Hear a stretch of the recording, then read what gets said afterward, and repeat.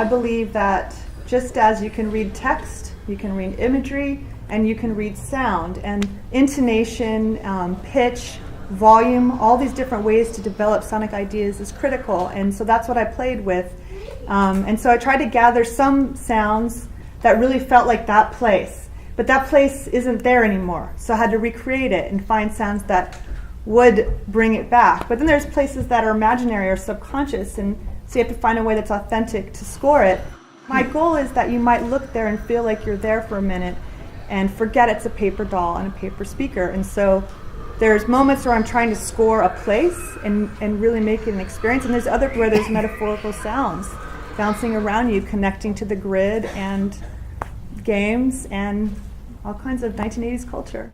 My first initial interest in sound was to be a house music DJ, and that's all I did. I chased it. I moved to Chicago, where all my favorite Chicago house music DJs were, and I went for it for a few years. And then at a point, you can only do so much with 2 turntables, and you want to say more with your sounds. And that's when I learned in Chicago about sound art, and I enrolled into the Chicago Art Institute and learned how to make sounds. 1980s we're celebrating it now. We love it, right? We're going back for the fashions, and we're bringing back the music. And to me, it was the music that mattered the most, and it was that electro and that new hip hop and the funk and the disco that was bouncing out of the houses and in the cars. And there's this rec center, and everybody's coming together and learning to break dance, and they're rapping, and it was just very exciting. So that always colored me, and it makes sense later. I'm chasing turntables to be a DJ, and I think that's informed everything I've done since then, and I think it's a really beautiful time period.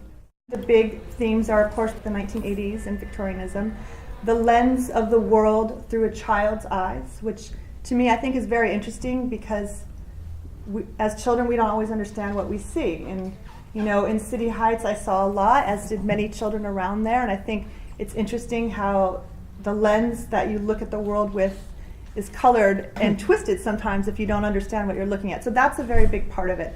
For me, the discovery was class. Now I'm reckoning with my past and also celebrating this fantasy life. Then I had to look back, and so what is the fantasy?